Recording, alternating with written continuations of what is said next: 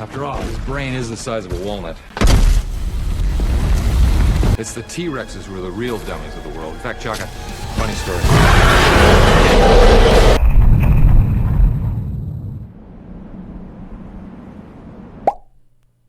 Oh, hey. I don't know how to transition into this, so I'm gonna start talking about movies now on this channel. I went on a blast from the past recently. I started with a little TV show that I used to watch as a kid. Maybe I'll make a video on that if I like making these. But this awoken something in me. Number one, pre-2020 movies were just great. We didn't know how good we had it. One thing you're gonna learn about me is that I love dinosaurs and creatures and monsters. If you have cool designs in your movie, I'm probably gonna love it. But today I want to take you back to 2009 with The Land of the Lost. You probably haven't seen this movie, or you completely forgot about it if you did. But if you like watching a grown man drink dino piss, then this movie's great. Land of the Lost is a movie with Will Ferrell. Will Ferrell plays a character called Rick Marshall, a scientist. Science rules. He's trying to prove quantum paleontology, time warps, and a bunch of crap. Wow. He constructed this device called a tachyon amplifier, whatever the hell that means. A device that takes you to a place where the past, present, and future all meet. This is where I realized how much of an impact this movie made on me, because in high school and college I made an animation about a world where the past and present and future meet. And I didn't realize until now that this movie is where I got the idea from. I'm kind of annoyed that I thought this was my own individual idea, when actually it was this movie that clearly inspired it. I just forgot, even though this is like one of my favorite childhood movies. Whatever. Rick meets a woman named Holly, played by Anna Friel. I don't know if I'm saying that name correctly. And she's British, because something had to ruin the movie. She asks him if he finished the tachyon amplifier, which he did not. His theory basically ruined his career. He is now teaching kids, which is a worse fate than death. Do dinosaurs have boobs?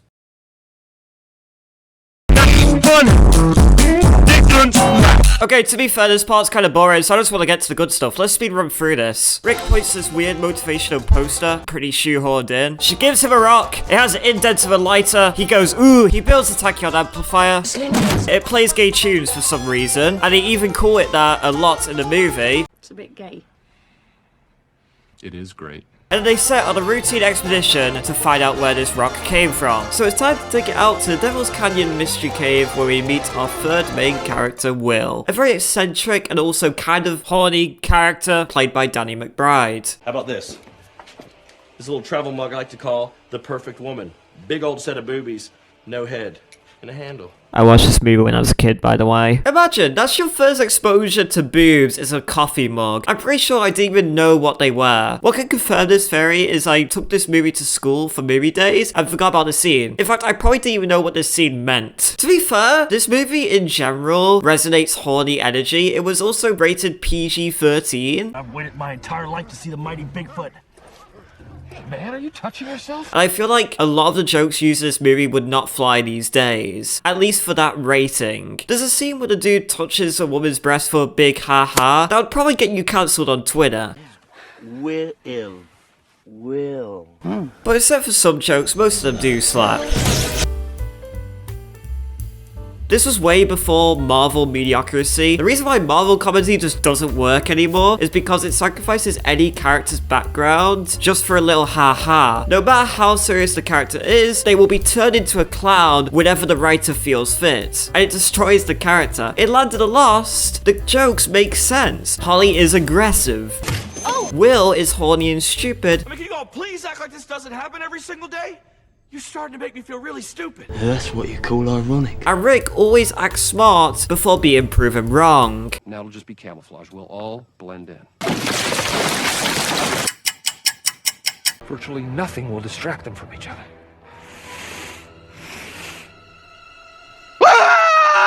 The jokes work for the characters because they are the jokes only those characters would say and do. Does this make sense? I'm hoping this makes sense. But back to the plot. Will takes them into the canyon, and this is where things go from tits to shit.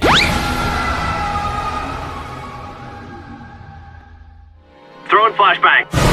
I'm pretty sure I was afraid of this jump scare when I was a kid, so I always skipped it. But here we are, in the land of the lost. The world is the coolest location I've ever seen, by the way. The Golden Gate Bridge buried in sand. And is that the fucking Titanic over there? Just seeing a bunch of random crap from different time periods in one world is just cool, I don't know. But let's not get ahead of ourselves, because for now, they're in the middle of bumfuck nowhere. They come across these early human primates, probably ARK players, and Will proceeds to... Man, are you touching yourself? Oh no. Yeah, he does that. But we get to meet Chaka, which will be our 4th member of this adventure. Does anyone know how to talk monkey? Okay, so everyone's here? Good. Time for everything to go to shit. Turns out they stepped on a trap, which led to another trap, which had vines with a mind of their own to be a trap. I've been in this exact situation 3 times before. Now, hanging from vines, they have to collectively swing to get out the trap. Everything's going swingingly until... Now, I have a question. This is a comedy, so obviously I shouldn't question everything. But who set this up? Who set up the trap? The trap seems way too elaborate to be set up by human primates. Monkey. And it wouldn't really make sense for there to be a perfect sinkhole underneath this trap to a feeding ground. Like, what the fuck is happening here? I'd personally like to think that the Rex sorted out the trap with his little claws. It'd be like that little clip with the T-Rex reaching out for toilet paper. A truly depressing moment. But the Scooby Gang and their fucked up dog managed to escape the T-Rex. Which brings us to the dumbest, yes, greatest scene. This scene is peak. Walking away in utter, helpless defeat. After all, his brain is the size of a walnut.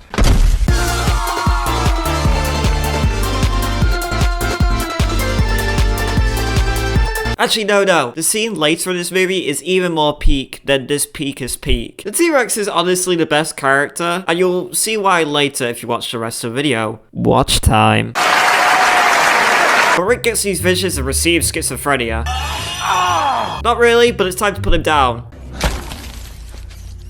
What the hell? I guess you weren't crazy. Okay. I'm man enough to say that's my bad. They led to this form of temple with these politicians everywhere. Haha, guys, the joke is that people in politics are lizard men, ha. Ha ha ha. Rick uses his big brain to kill Will that saves the day. We meet the forgetful ice cream loving lizard man, Joe Biden, which knows the whereabouts of the tachyon amplifier because obviously they don't have it. Also, lizard man wants them to save the universe and he's totally not evil. Yeah, we're just gonna look past that part. Alrighty then. Basically, if the wrong person get their hands on the tachyon amplifier, that's not gonna be good. Later on, Rick comes up with a genius plan and drinks dino piss to celebrate. Apparently, if you smell like dino piss, you'll blend in, I guess. So on their search for the tachyon amplifier... Do I have to keep calling it the tachyon amplifier? I'm just gonna call it gay tunes. On their search for gay tunes, God, I guess, decides to write /spawn bitches but accidentally spawns the ice cream man. And he's looking like a snack to local velociraptors or Utahraptors or what the fucking hell are these guys? I don't know what species of dinosaur this is. It's so unrecognizable. I'm just gonna assume that it's a Utahraptor. So the Utahraptors eat the ice cream man, and can I just say that this is fucking terrifying. Just imagine being in this scenario. All you have to protect yourself is ice cream, bro. That's all you have. I'm not gonna give you context, but then this happens. Not gonna lie, this scene makes me hungry every time. Actually, hold on. But hey, would you look at that? Gay tunes. Well, never mind. So Rick gives up. Tachyon amplifier is gone and he sticks his hand down his pants like a true gamer. The movie ends. Nah, I'm just kidding. I will say at this point in the movie, a lot has happened, it falls off a bit. There is of course some big funnies.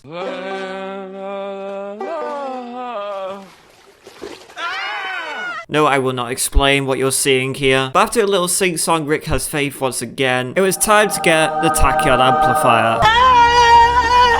Okay, so I've got a question. Why the fuck would a pterodactyl lay its eggs on an active volcano? Why would it do that? It is either stupid or it doesn't want kids to begin with, so it's preparing for an omelet. Multiple omelets. A lot of omelets. Yo, dinosaur omelet though would slap. If I could go back in time to risk our timeline just to cook a dino egg, fuck it, I'm hungry, I'm going for it, you know? But turns out these gay tunes were actually keeping the eggs from hatching, which is a cool idea actually. It's like music putting your baby to sleep in real life, but with this music, it's just hibernating some fetuses. I don't like that sentence, so I'm just gonna move on. But Rick, picking up the tachyon amplifier, turns off the music and gets the cutest trouble I've ever seen.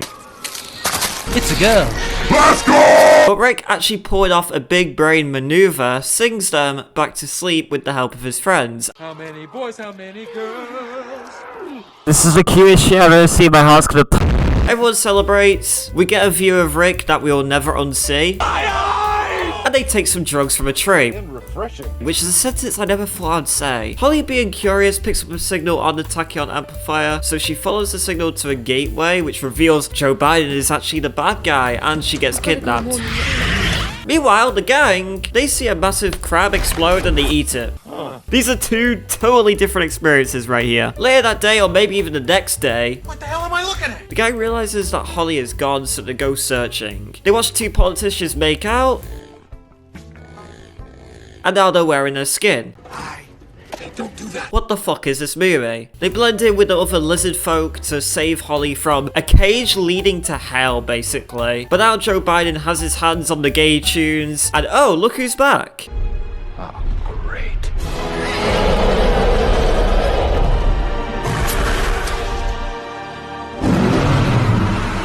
Our lovely grumpy dino is back, and Rick displays perfect incel behavior. Go. Ow, Marshall. Get. You're ugly. Okay, but was the rock part necessary? It's now time for Rick versus the T-Rex. You mean you've been carrying a bag of fireworks around with you this whole time? There's literally a dozen situations where we could have used these. He's right. None of that's important now, okay? Which honestly is way too epic for its own good.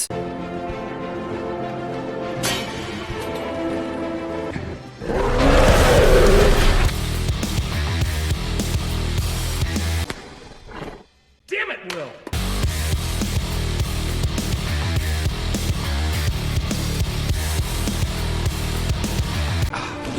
Remember the weird motivational poster? Yeah, it's your own damn vault. I bet you didn't see this coming.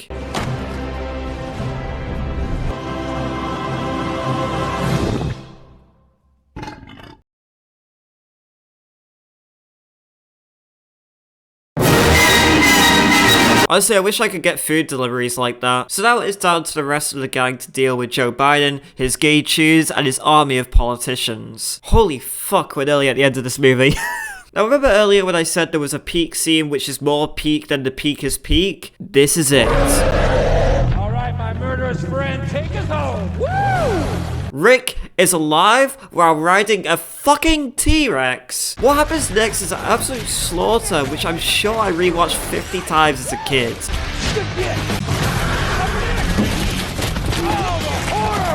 Like, why are people trying to get Elon Musk to make real-life cat girls? Bro, do dinosaurs instead, they're cooler. Turns out Grumpy Boy shat Rick out, and now they're best friends.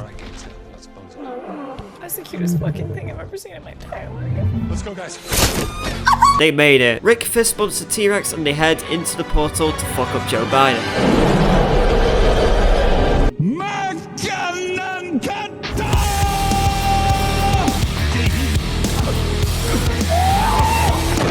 Some of the shards that keep the portal back to Earth on break, and Will sacrifices himself to stay with Chaka and, I imagine, feed Joe Biden to the Rex. At least I'd hope so. Rick and Holly head back to Earth, and that's basically it.